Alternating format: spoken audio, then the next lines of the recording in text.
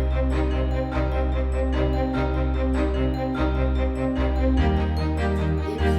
bonjour les mamans joyeuses, les actrices joyeuses. Me revoici donc après quelques mois de pause. Oui, j'avais besoin d'une pause, j'avais besoin à nouveau de me reconnecter avec mon pouvoir intérieur. Oui, ce pouvoir intérieur qui me donne des clés, toutes les solutions dont j'ai besoin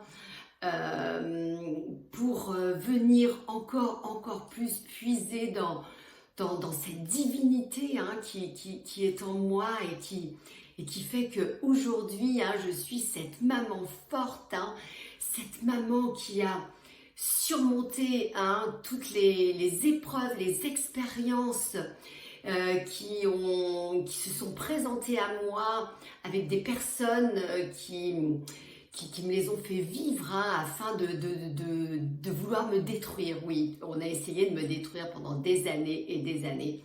Et donc, j'ai été dans un enfermement physique et mental. Et voilà, je vais parler de ça aujourd'hui, l'enfermement du corps physique et du corps mental. Me revoilà donc Sylvie Astier. J'ai été enfermée donc pendant des années dans un corps mental et un corps physique depuis pratiquement ma naissance. J'ai rencontré donc plein de manipulateurs pervers narcissiques et spécialement deux avec qui j'ai partagé ma vie au quotidien. Et donc ces personnes-là qui ont essayé de me détruire, de m'humilier, de m'enlever l'amour de moi-même, de surtout m'enlever l'amour que j'avais pour mes enfants. Ils voulaient que je haïsse mes enfants, que je m'en serve comme objet, comme eux. Eh bien non, ça m'a rendue encore plus forte. Et donc je révèle encore plus chaque jour cette lumière qui est en moi et j'ai vraiment envie de continuer à vous partager tout le fruit de ces expériences qui pour moi sont magnifiques, fantastiques, toutes ces batailles gagnées, toutes ces cicatrices que j'ai sur moi et même sur mon corps, c'est les médailles que j'ai aujourd'hui et voilà, j'ai envie de partager ça avec vous. Donc aujourd'hui, j'ai envie de parler de l'enfermement du corps mental et du corps physique. Alors comment j'ai envie de parler de l'enfermement du corps physique? Eh bien le corps physique, normalement, il est fait pour moi. Donc ce sont mes vérités, je précise ici, ce sont mes vérités, mes expériences. Donc pour moi, le corps mental est vraiment notre meilleur ami, comme dit Lise Bourbeau, il est notre guide, il nous donne tous les messages. Donc quand il commence à y avoir un dysfonctionnement, des douleurs, des migraines, enfin des choses c'est ton corps, il te parle. Il te dit « Allô, tu m'entends ?» Si tu lui donnes des choses pour qu'il se taise, il va te dire « Bon, maintenant, si tu continues à me faire taire, je vais t'immobiliser. Tu ne pourras plus bouger. Et là, tu vas m'écouter. » Parce que là, quand on ne peut plus bouger, on est obligé de se recentrer. On est obligé de se recentrer sur soi-même. Donc le message que j'ai envie de dire par rapport à l'enfermement du corps, c'est vraiment d'être à l'écoute de son corps et de ne pas le faire taire. Parce que qu'est-ce qui fait, comment nous parle notre corps au travers de nos émotions? C'est ce que j'ai ressenti, expérimenté. C'est-à-dire que quand on a une émotion, ça se ressent dans le corps. Et donc quand il y a quelque chose qui vient, que ça soit nous attaquer ou que ça soit au contraire quelque chose de joyeux, on le sent dans le corps.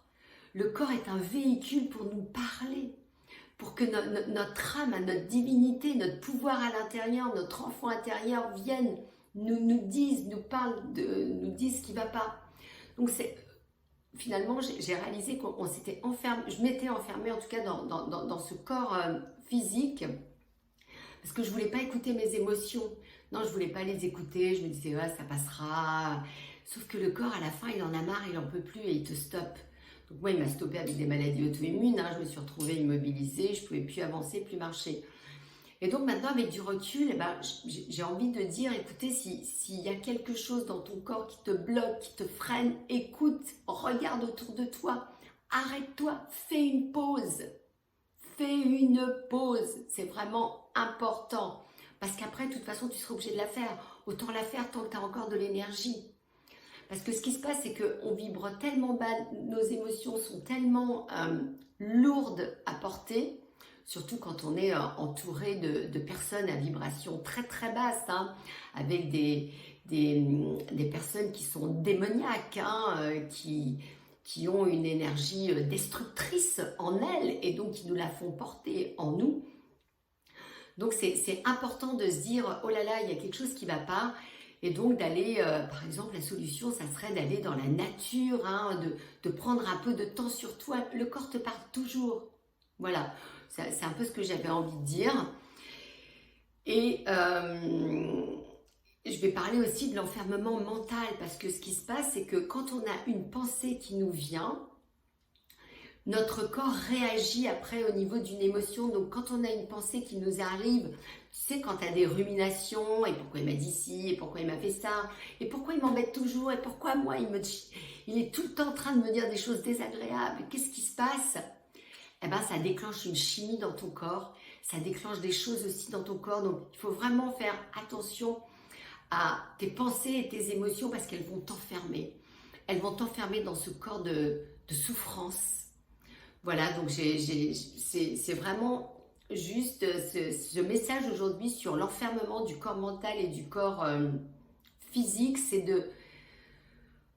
d'être, au lieu d'être 24 heures, parce que bah, moi je l'ai vécu, hein, j'étais en 24 heures sur 24 en vigilance, hein, en hyper-action, en hyper... faire attention, qu'est-ce qu'il va faire, qu'est-ce qui va me tomber dessus, qu'est-ce qu'il va me dire, oh là là... Voilà, et bien là c'est vraiment de se mettre en, alors pas en vigilance, mais en se concentrer sur qu'est-ce qui se passe, qu'est-ce qui arrive dans ma tête, qu'est-ce qui arrive dans mon corps, qu'est-ce que je ressens. Voilà, c'est de le faire de plus en plus souvent pour que tu puisses avoir les messages de plus en plus souvent de ton corps et de ton mental. Et pour moi, ça a été très révélateur, hein. Plus j'ai pris cette hauteur, cette conscience de me dire, ah là là, c'est quoi cette voix qui me parle? C'est pas moi, non, c'est pas moi. Elle me veut du mal, est-ce que c'est bien pour moi? Est-ce que c'est bien pour mon cœur? Est-ce que c'est bien pour mon corps? Est-ce que c'est bien pour ma santé? Est-ce que c'est bien pour mon esprit? Non. Eh bien, je l'enlève cette voix. Je l'enlève cette voix qui vient me dire, et qu'est-ce qu'il va dire demain? Et qu'est-ce qu'il va faire ci? Et qu'est-ce qu'il va faire là? Et oh là là, il va arriver ça aux enfants. Oh là là. Non, non, non, non. Cette voix n'est pas toi. Ce n'est pas de l'amour pour toi. Donc, ce qu'il faut, c'est enlever cette voix. Et essayer, tu la switches, tu la fais passer au moment présent.